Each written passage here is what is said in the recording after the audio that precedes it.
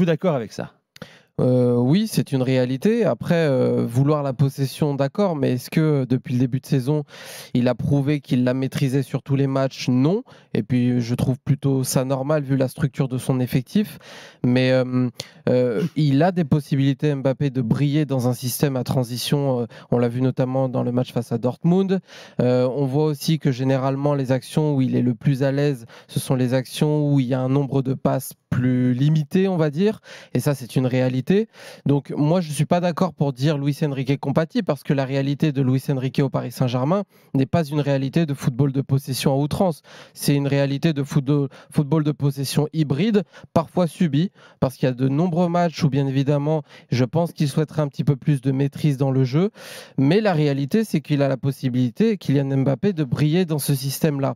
Moi, ce qui me dérange avec la question, Nico, c'est que je veux bien qu'on discute de tactique avec Kylian Mbappé et de son positionnement avec Luis Enrique.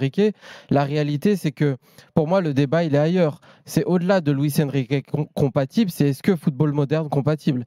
Parce qu'il y a énormément de choses qu'il ne fait pas avec Luis Enrique et qu'il ne ferait pas avec un autre coach et qui poserait aussi problème. Donc, c'est pas qu'une question de coach, c'est aussi, pour moi, et avant tout, une question de Kylian Mbappé.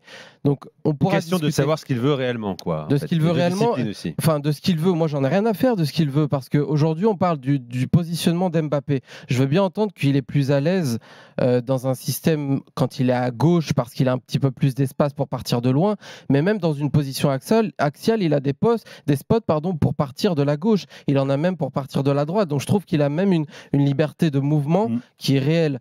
Maintenant, en fait, la question aujourd'hui est placée sur ce qu'Enrique fait de lui.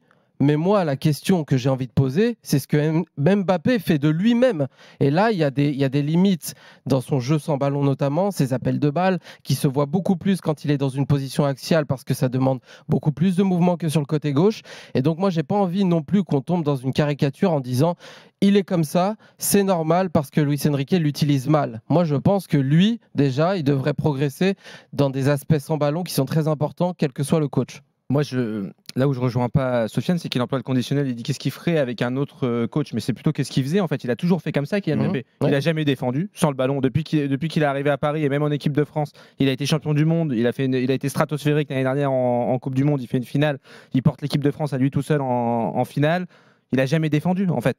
Donc il se dit Kylian Mbappé, pourquoi aujourd'hui ça devrait changer. Et on comprend bien que la première raison pour laquelle Luis Enrique le met à ce poste-là, c'est qu'il défend pas. C'est parce que exactement ce qui fait pas en défense, ça se voit moins et ça se moins sur l'équipe. Quand il jouait à gauche, il était obligé de faire cette espèce de système hybride où il devait compenser avec Vitinha à côté gauche. Donc c'est un choix logique tactiquement. C'est un choix logique tactiquement, oui, où il faut essayer de trouver un autre équilibre qui permette à Kylian Mbappé d'avoir une position préférentielle et de le faire peut-être le convaincre de faire un minimum d'efforts. On lui demande pas de défendre comme un acharné, mais un minimum de courses de replacement par exemple. On a tous cette action en tête à Lille dimanche soir où il perd la balle et il s'arrête complètement de jouer. Ouais, c'est pas possible en fait. Mais parce qu'on lui a dit, Luis Enrique en début de saison lui a dit qu'il avait cette liberté-là, qu'il pouvait être le seul à ne pas. Je sais pas s'il lui a dit comme ça. Je sais pas ça. s'il lui a dit comme ça. Je sais pas si ça a été présenté comme ça. Et juste pour répondre à la question de Nico, Luis Enrique est compatible, 16 journées, 16 buts quand même en Ligue 1. Alors merci Jimmy, parce que moi j'allais dire en préambule. À chaque fois vous vous cachez derrière les stats. C'est très bien, Nico, c'est vraiment important. Par rapport à la question Pas que tu que poses, ça. Nico,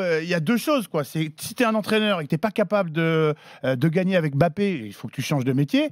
Et deuxième chose, les stats, elles semblent quand même prouvées. Alors on se souvient, il a raté quoi, 1 ou 2 matchs en plus au départ.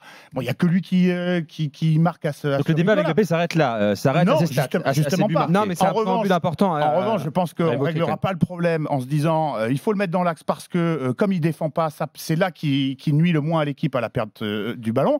D'autant plus que Enrique, il l'a prouvé, que ce soit avec l'Espagne ou cette saison à Paris, qui joue en 4-3-3 au début du match ou qui partent à 3 centraux derrière. Ça finit toujours par intercaler un quatrième joueur dans la ligne d'attaque et du coup celui qui démarre le match à gauche il se retrouve à jouer à 2 dans l'axe et on l'a vu, donc moi je pense que sa place elle n'est pas dans l'axe. Il a suffisamment ennuyé tout le monde en disant le pivot gang, le machin, et d'ailleurs je trouve qu'il a progressé à ce niveau là parce que quand il descend vraiment loin du but, il est capable de faire jouer les autres, les flèches qui sont censées prendre l'axe du terrain. Bon, les flèches elles ont plutôt des bouts en caoutchouc là, à Paris cette saison, mais si les mecs finissaient un peu mieux les actions, je pourrais l'entendre. Malgré tout, je pense qu'il n'est pas fait pour jouer à ce poste-là. Pourquoi Enrique, Pourquoi Pour jouer dans l'axe Est-ce que tu penses que avec Enrique ? Est-ce que tu penses que c'est dû à ses qualités ou à sa flemme? Parce que moi, je pense que il n'a pas envie de le faire. Mais il n'a pas envie de le faire. Mais qu'est-ce qu'on en C'est pas le dernier qui, je pense. Mais tu peux avoir des préférences, ok, quand elles sont basées d'un point de vue de tes qualités pures. Mais moi, je pense que Kylian Mbappé, il est capable de s'épanouir dans une position axiale où il a la possibilité. Penses vraiment qu'il sera meilleur qu'à gauche ? Non, je dis pas qu'il serait meilleur. Je dis juste que quand il est dans une position axiale, il a la possibilité aussi, de partir à droite, de partir à gauche, d'être aussi libre dans ce domaine-là, et aussi de progresser. Parce qu'on parle, encore une fois, pour moi, c'est un joueur exceptionnel, fabuleux. Je ne vais pas le répéter 50 fois. Mais je pense que c'est un joueur qui a une marge de progression encore. Et dans ses appels... Ça, c'est un autre débat, c'est intéressant. Mais Luis Enrique, dans sa façon de le positionner, pour moi, il met en lumière non pas un inconfort d'Mbappé de jouer dans l'axe. Pour moi, il met en lumière des limites qu'il ne veut pas dépasser. Par exemple... Quand tu es sur le côté gauche, tu as moins besoin de faire d'appel de balle à vide. Tu sais, tu as une position qui est plus sur le côté, donc tu es un peu plus protégé de l'axe et de la densité dans l'axe et tu as plus de possibilités de recevoir le ballon assez rapidement. Mais quand tu es dans une position axiale, là, tu as besoin de faire bouger un petit peu plus le bloc. Là, tu as besoin d'aller au mastic avec les défenseurs qui te collent dos au but. Donc, de progresser aussi dans ce côté. Il rigole, pivot gang. Pour moi, c'est pas une insulte, pivot. Pivot, c'est très important aussi dans un match pour faire bouger les autres. C'est plus ingrat. Voilà, mais plus ingrat. Pourquoi ? Parce qu'on a décidé que c'était ingrat. Mais la réalité, si on se place d'un point de vue collectif, je pense que c'est par moment dans les matchs très important qu'il joue aussi ce rôle. Mais donc là, on a placé Kylian Mbappé parce que dans nos débats, maintenant, c'est tout le temps comme ça. C'est où est-ce qu'il est, son confort à lui. Mais moi, j'en ai rien à faire de son confort à lui.